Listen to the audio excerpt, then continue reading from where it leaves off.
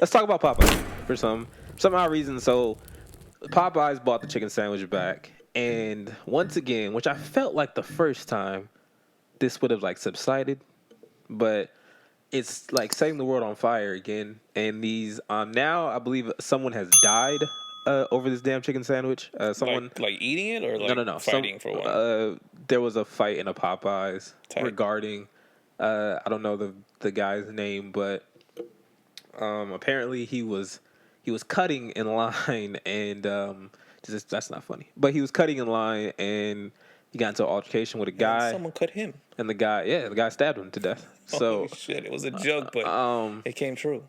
and yeah, he died. And looking at it now, so here's my theory on this whole like chicken thing, right? I don't feel like this shit is good at all. I've never had it. I'm not gonna have it, right? Oh, you mean just taste wise? You're not talking about like for society and stuff. Yeah, like taste wise. Like I don't okay. feel like it's fire at all, right? So what I feel like what happens is it's the same thing that happens with just hype beast culture in general. So it's like they're doing the same thing that they do with shoes. Like they had like a limited release, the shit went crazy.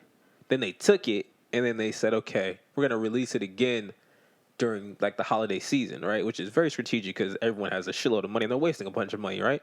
So we're gonna release it during the holiday season. Boom, put it back out, and because it got all the publicity and got all the headlines the first time around, now you're not gonna want to miss it this time around. So it should, which I believe it's doing currently, it should set even bigger numbers. Because if you didn't want to get on the way the first time around, well, we're back here, right?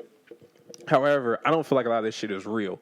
Prime example, Saturday I was at Popeyes for my mom.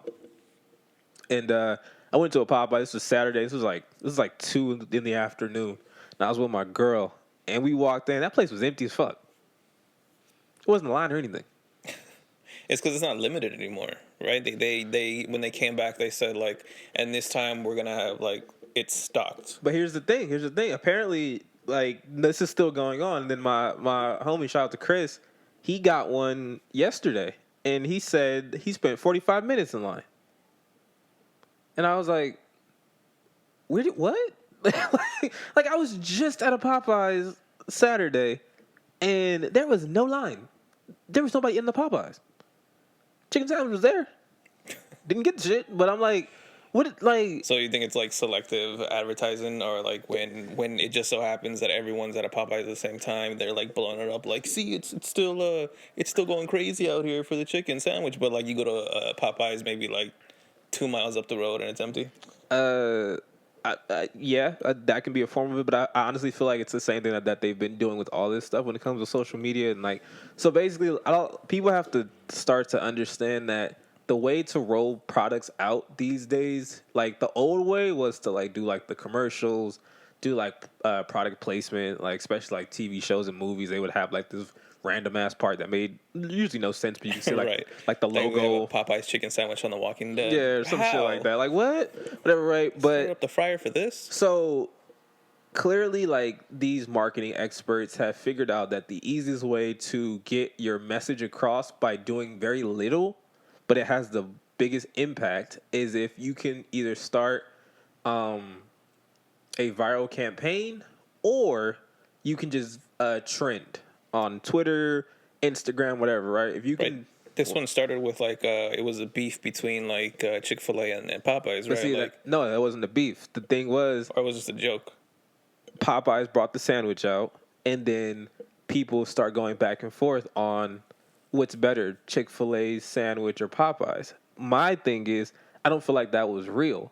I feel like it was like basically the same thing with music, right? There's such things called as plants. If you guys didn't know, like there's artists that come out of nowhere that they make like really good music, but their story is so fucking unbelievable. You're like, huh? And then you can never really verify it and everything like that. And then usually either like the plants die out or the plants turn to like huge ass fucking stars. You never, basically now you can't even, they're so big that you can't Question it. Yeah, you can't question anything anymore, right? So with this shit, I feel like they just sent their marketing team out there like, yeah, stir up some whatever, yeah, start a little thing, make it go viral. It went viral, and then people, because the world today is much like everyone just likes to follow stuff. They kept the trend going, and that's what made the Popeye sandwich take off. Because the thing about it, this is how I know it. I don't feel like it was real, because Popeyes sales skyrocketed when that shit came out. Chick-fil-A's their shit stayed pretty much the same. Like there was no like articles about Chick-fil-A sales and Popeye sales skyrocket. Like the chicken battle has caused no, just Popeyes went up.